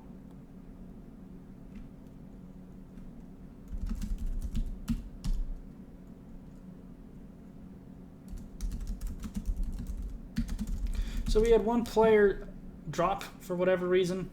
He will be back momentarily, and then we will get this show on the road. So Red Star Missile has Kael'Thas, Kerrigan, Rhaegar, ETC, and Vala, while Deviants goes with Johanna, Brightwing, Zool, Li Ming, and Raynor. Based on what I saw from Red Star Missile on Kerrigan and how well they target, I really like Red Star Missile's draft here more than Deviants'. I think Brightwing's healing is going to have a hard time keeping up with the damage coming out of Red Star Missile. I think Zool is going to be a little bit vulnerable to getting picked off, and even Brightwing. And see, the issue with Brightwing is if she wants the more heals, she goes Emerald Wind, but then she lacks the mobility from the Blink heal. So I really like Red Star Missile's draft here. I think very rarely are games won or lost in the draft, in my opinion. But Red Star Missile, I think, has the advantage and has set themselves up for a bit easier of a game.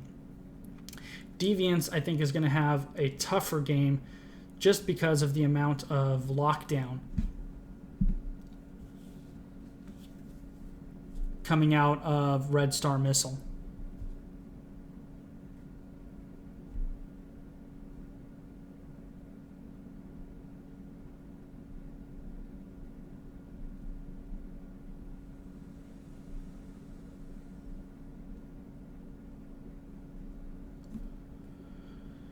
Yeah, we are having DC issues. Both teams have had players bouncing in and out. Deviants has had guys drop, and so has Red Star Missile. We've had definitely some connectivity issues.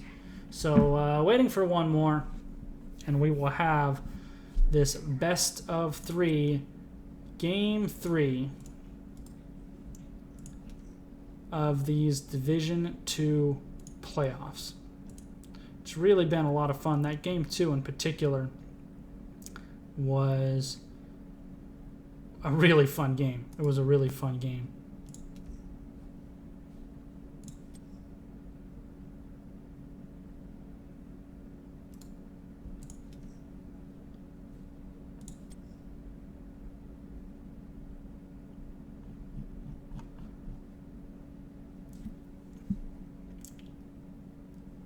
Okay, so our last man is just joined, and I have clicked the start button. And we're going to get game 3 on the road. Hold on to your seats, strap in, and get ready for what I think will be a really good game.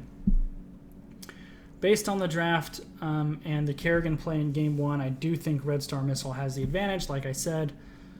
But I've been wrong many a time before, and Deviants, maybe with the momentum advantage, because they really did just snap victory out of the jaws of defeat in game 2 with really a great comeback on Towers of Doom.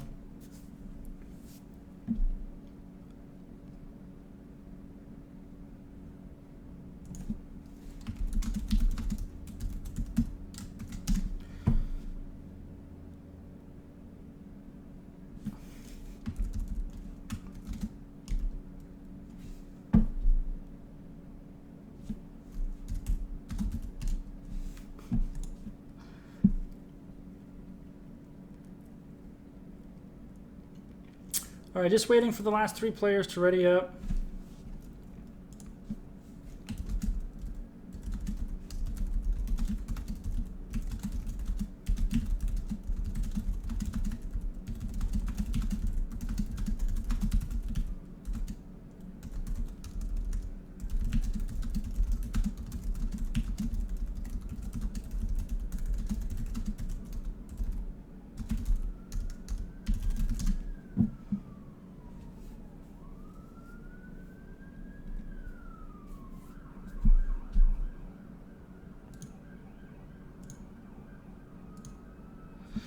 All right, 9 out of 10, 10 out of 10 readied up. We have hit the start game button, and game 3 is officially loading. All right, Red Star Missile has Wolf on ETC, Teethel on Vala, Deathpawn on Kael'thas, Wombat on Kerrigan, Kaz Mobile on Rhaegar. For Deviants, we have AT Rex on Zool, Prawn on Brightwing, Exo616 on Li-Ming, Smiley on Johanna, and Quinthel on Raynor. One of these teams will advance and will earn the chance to be promoted to Chair League's Division 1, and one of them will have some heartbreak to be sure.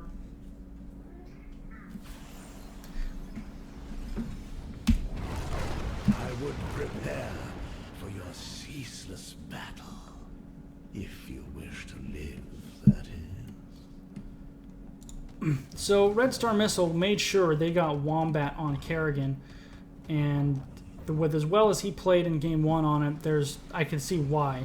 So I think the spotlight's really going to be on Wombat on Kerrigan and Wolf on ETC to see how well they can isolate their targets for the rest of their team to kill them. On the flip side, there's going to be a lot of pressure on Zool in team fights. Let your battle begin. Not to get out of position and picked off. I think Zool is the most vulnerable. Why is Mouth not picked or banned? That's a good question. I was a little surprised by that as well. I think the Brightwing was picked to polymorph a diving Kerrigan, and I think Rhaegar was picked to ancestral a diving Kerrigan. So I think both of the support picks were taken with Kerrigan in mind, and that just left no room for Mouth. But it still surprised me.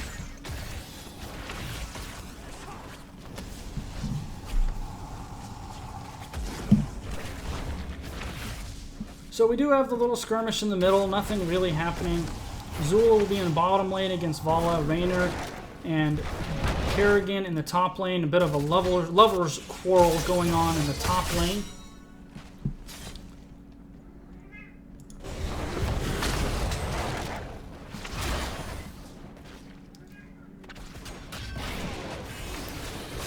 So a lot of skirmishing going on. Wolf taking a lot of damage. Not too big of a deal, though. He'll certainly be safe. I think the wave clear advantage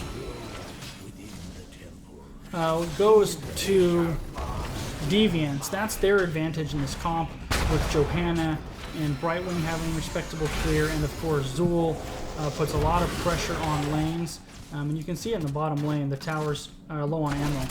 So top and mid temple spawn, both teams working their way over. It looks like Red Star Missile is prioritizing this mid lane. However, Kerrigan not quite here yet, and the members of Red Star Missile very, very low. They're opting to withdraw, and there's the retreat ping. So I think Red Star Missile is going to concede this and maybe take the top one. Nope, just kidding. There's the Kerrigan dive, there's the combo, and Prawn almost got away. Raynor will go down as well, and that's what I was talking about. Wombat on Kerrigan has shown to be very, very patient and very, very disciplined.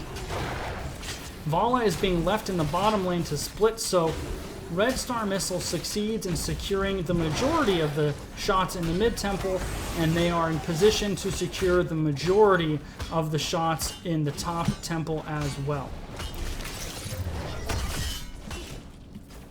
Deviants is posturing with Johanna and Brightwing. Red Star Missile falls back until reinforcements arrive, and there's the reinforcements, the power slide onto Brightwing. Kerrigan currently battling Johanna in the back line. Johanna was too deep, the living bomb, the wolf bite, and there's the face melt. He will get out barely, and Red Star Missile will secure this top altar. Kerrigan is a little deep there, Wombat backing out. He did get out just in the nick of time there. They weren't able to lock him down. Deviants opting to leave people in lane, but the early advantage certainly going to Red Star Missile. I said all along that I do like their comp better, especially getting Wombat on Kerrigan. I mean, Deviants really didn't have a choice unless they were going to let Samuro through, so that's just the advantage of having, you know, first pick. And good draft strategy by Red Star Missile to make sure they got their guy on Kerrigan, because he's shown to be very good at it. So about a quarter level lead on the side of Red Star Missile. Both teams settling into lane. There's two members top here pushing Rhaegar back. So you can see Deviants does have the superior wave clear, and during the laning phase they are slowly pushing their side back more. But I think in these team fights over the shrines, the advantage is going to be in favor of Red Star Missile, and I think that's what I would rather have. I would rather have the advantage in the team fighting over the shrines than the wave clear advantage. So we have to see how well Deviants presses their advantage with the extra wave clear. Red Star Missile is top posturing on their hard camps. They have started their hard camps, and Deviants, it looks like, has started theirs as well. So both teams will capture the hard camps, which will of course pressure the top lane during the temple spawn in the bottom.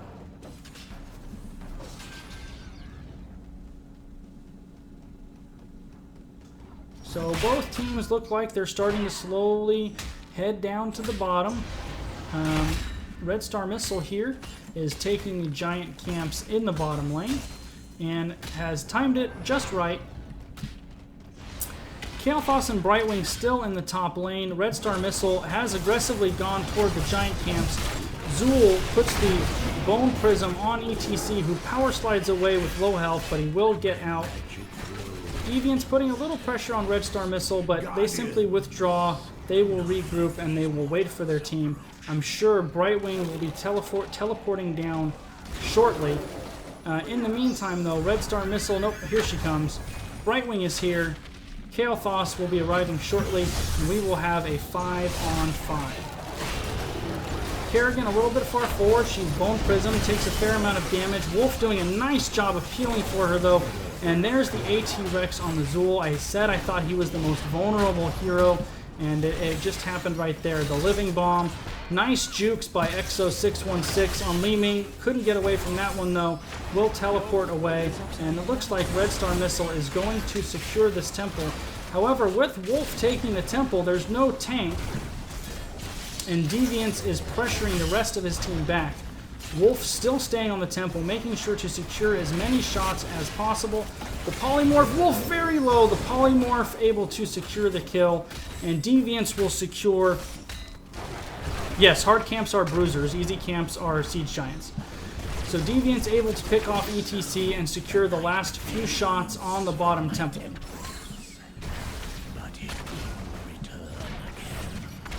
So despite the 3-kill-to-1 advantage of Red Star Missile, the wave clear has been a factor. Red Star Missile has been on their back foot on most of these lanes. However, Li Ming was picked off in the top by, I think, Kerrigan. Both teams have achieved their level 10s. For Deviants, oh, stage dive for ETC. There's the follow-up Rain of Vengeance on Vala. Currently a 3-on-3. I don't think anybody is going to die here. However, Zool takes out Kerrigan in the top lane. Really well played by AT-Rex there to take out Kerrigan. That's a big play there, and something they needed. So we have Skeletal Mages from Zool, Hyperion from Raynor, Emerald Wind from Brightwing, Rave of Force from Li Ming, and Blessed Shield from Johanna. On the side of Red Star Missile, we have Stage Dive from ETC, Rain of Vengeance from Vala, Phoenix from Kael'thas, Maelstrom from Kerrigan, and Ancestral Healing, or Ancestral Heal from... Is it Healing? It is Heal, right? Ancestral Healing from Rhaegar. So I think both sides are going to do a little lane maintenance, maybe pick up some mercs. In the meantime, actually, Deviant's opting to try to take this bottom fort, and they probably will. It's very low. Kael'thas doing the best he can to hold on to it. However, he will not be successful. Oh, no, it stays alive. Red Star Missile responds just in time. Somebody just needs to look at that fort funny, and it will fall. Both teams will be at level 11 for this altar spawn. There's Zool popping his Skeletal Mages and splitting Red Star Missile in half. Kael'thas is caught out. The Ancestral Heal just a hair late, and the pick from Kael'thas was great timing. Wolf is very, very low. The Rain of Vengeance used defensively. Red Star Missile is in full retreat. It looks like Kerrigan will take the top, while the rest of Red Star Missile will stay bottom, and now with nothing left to defend, they will retreat to safety. That Kael'thas pick was really, really huge. It looks like Zool will stay and solo the bottom temple, while the rest of Deviants is going to come up here and contest the temple. Kerrigan wisely withdraws. Currently, Deviants holding on to both temples. Ooh. Here's the hard engage. Kerrigan captures Brightwing and absolutely explodes her despite the Emerald Wind. However, staying in all of the AoE, Kerrigan falls as well, leaving a 4-on-3 in favor of Red Star Missile, as Zool is still in the bottom lane trying to capture the bottom temple. Deviants will withdraw, and Red Star Missile able to capture the last few shots on these two temples here. So obviously, or not obviously, both of the teams ended up splitting the temples there essentially. I think Deviants may have gotten a little more bang for their buck out of that temple phase. Both teams now going to do their bruisers, so those should cancel each other out in the top lane. Take a look at where we are in this game now. Deviants is about a level ahead, and they have taken down 2 of Red Star Missile's forts and only lost 1 themselves. So they are ahead in the structure game, and they are slightly ahead in the level game. However, with the pressure going on top, I thought they were going to make a boss call there. That would have been... They are making the boss call, an aggressive boss call here. So far, though, Deviants hasn't sniffed it out. They are taking the top fort. So Red Star Missile has opted to trade the top fort for the boss, which will probably secure them bottom fort in the meantime. Merc still pushing in the top lane. When all is said and done, Red Star Missile is going to have 2 Siege Giant camps and the boss pushing on this bottom lane. and it looks like they are all going to hearth back to defend the keep. Or not all, just 2. Wolf still in the bottom lane here. And Deviants is just now showing up to defend. This fort, though, is absolutely going to fall. In the meantime, Red Star Missile goes to the top to clean up the Giants. However, their top keep wall is almost entirely destroyed, and their last turret has no ammo. So Red Star Missile currently down a little bit. They've lost all of their level 1 structures, and they're down about 3/4 of a level. Now they're going to try and take this top fort, and that will leave both teams without their level 1 structures, and will also leave the levels at pretty close to even, and there they get it. So both teams have lost all of their forts, both teams at level 5, both teams rotating as 5 to the bottom temple, yep, or to the mid temple in this case.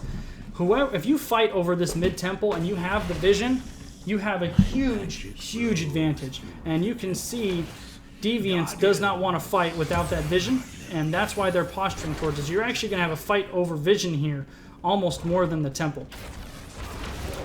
AT Rex has put the skeletal mages in a flanking position. The Blessed Shield whiffs on the Kael'thas. The Ancestral Heal keeps him alive. However, Red Star Missile is split. AT Rex is taking a ton of damage. Vala vaults away. So far, a lot of damage went out and nobody dying. The Skeletal Mages almost picked off Kael'thas, but Kaz was Johnny on the spot. Really good timing on the Ancestral, and he kept his teammate alive. Johanna currently on the top and is looking to be taking a 5-on-1. She needs to get out. Her Iron Skin is on cooldown. She is going to be in trouble. A great teleport in and a disengaging Emerald Wind from Brightwing. Prawn on Brightwing did save Johanna there. Kerrigan goes down. Vala is really very low, as is AT Rex, as is Prawn. Power Slide captures 2. Exo 616 on the verge of death. Kael'thas finishes them both. Look at these health bars on both teams. That team fight really could have gone either way. However, it's a 1-4-1, and Deviants withdraws, content to lick their wounds and heal up, while Red Star Missile is capturing the remaining shots on the top temple. So a very close game here. Both sides have all of their keeps left. Both sides have none of their forts left.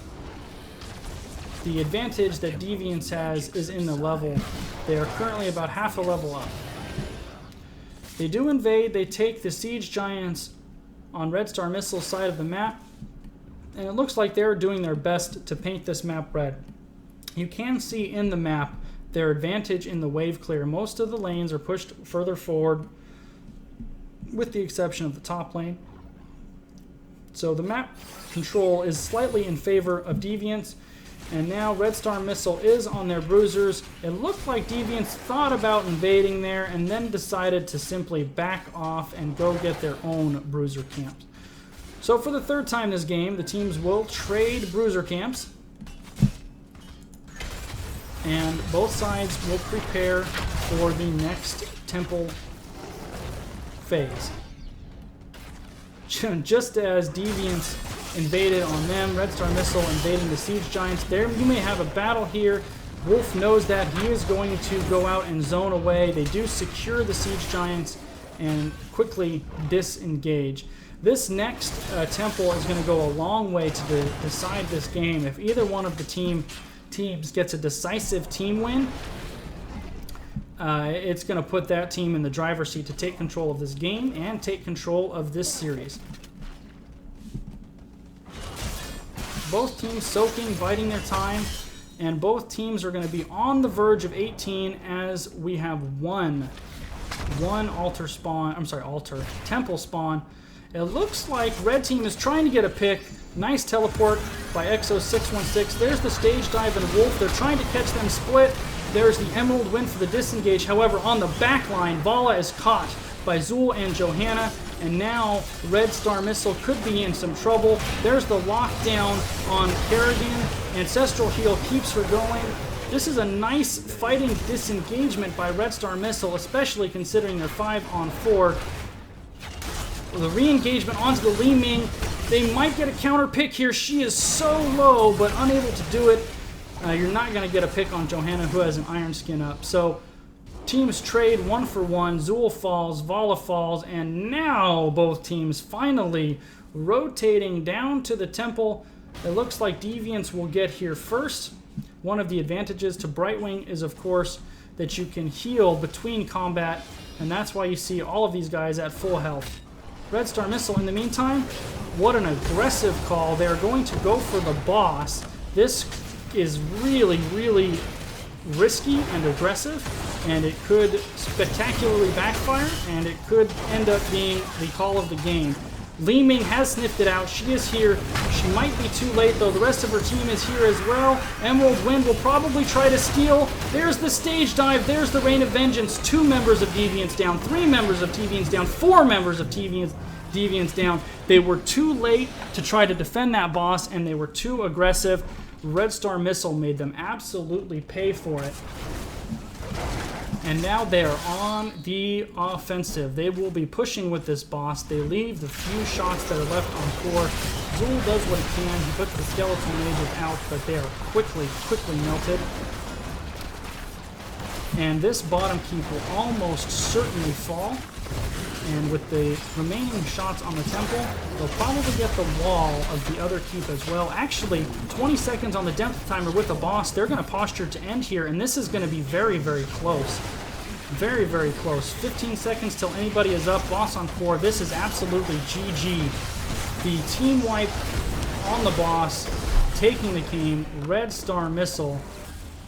That was a really close, really, really close game throughout the whole way, and that boss fight absolutely decided it. So Red Star Missile taking game 3, taking the series, and they will advance to the next round of the Division 2 playoffs. Also, that is excellent timing for me because, as you can hear, my little one is up. So thanks for letting me call the game, guys. Great games all around.